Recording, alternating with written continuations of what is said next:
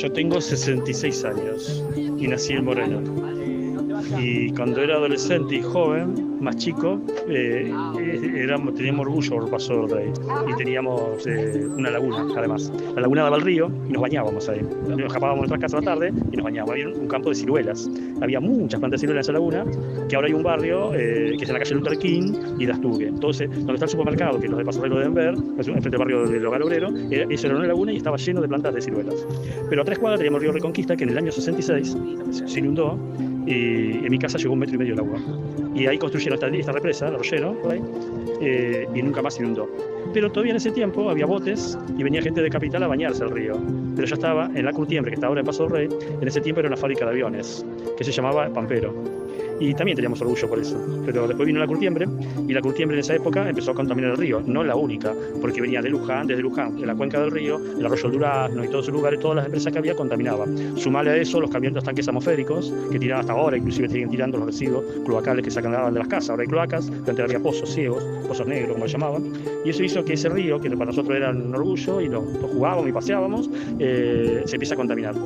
Y ya había olores y ya no se podía transitar. Sacaron la laguna, se fueron los artistas, se empezaron a cerrar los negocios porque se convirtió en una ciudad dormitorio. La gente de Paso del Rey, que iba a trabajar a la capital federal, en vez de comprar en Paso del Rey, compraba en capital y volvía a la noche con sus compras que eran más baratas. Entonces empezaron a cerrar los negocios, se empezó a poner sucio, se empezó a poner feo, se empezaron a romper las calles. El Paso del Rey, que era en esa época, nada que ver con lo que es inclusive ahora, que están intentando arreglarlo.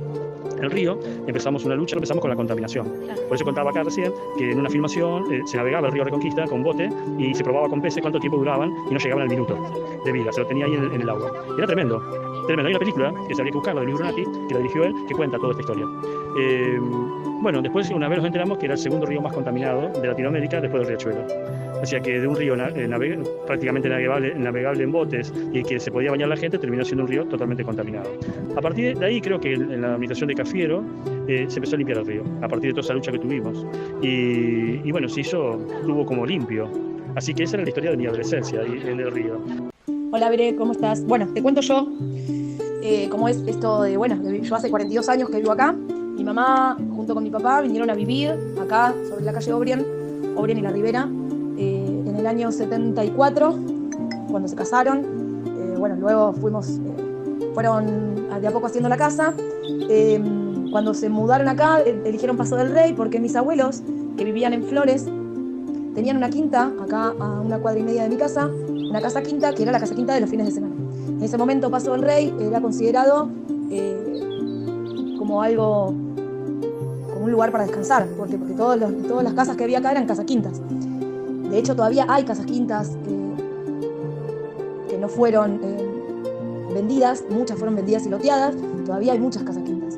En ese momento, el río Reconquista, mis abuelos compraron acá, porque en el río Reconquista todavía no estaban las fábricas, ¿sí? No se llamaba río Reconquista, se llamaba río de las Conchas. En ese momento, el río no estaba contaminado, como está el día de hoy. En el río no tenía esa bajada que tiene el día de hoy, sino que en ese momento había mesas y bancos donde la gente podía venir, bañarse en el río, pasar el día en el río, porque la profundidad siempre de este río, esta parte del brazo del río Reconquista, era muy playita. Entonces todos elegían comprar o venir acá a Paso del Rey para poder meterse al río. Luego, con el tiempo, empezaron a llegar las fábricas, como Mazalín Particulares, La Curtiembre y otras fábricas más. Sufrimos de 3 inundaciones grandes. La última fue en 1982. Mi mamá estaba embarazada de mí y el río se desbordaba al punto de que mi casa estaba hasta la mitad de la pared, o sea, a 1,5 metros más o menos de altura llegó a desbordarse el río. Esa era una problemática que antiguamente teníamos los que vivíamos acá. Después se fue poblando, ¿no? Tanto lo que es la ribera del río como todas las demás zonas. Muchas casas quintas fueron vendidas y fueron loteados todos esos terrenos que eran manzanas completas y se fue urbanizando mucho más. Luego hubo un trabajo muy grande que fue la limpieza del río Reconquista y se zanjeó, así se dice, se zanjeó el río para que no desborde más.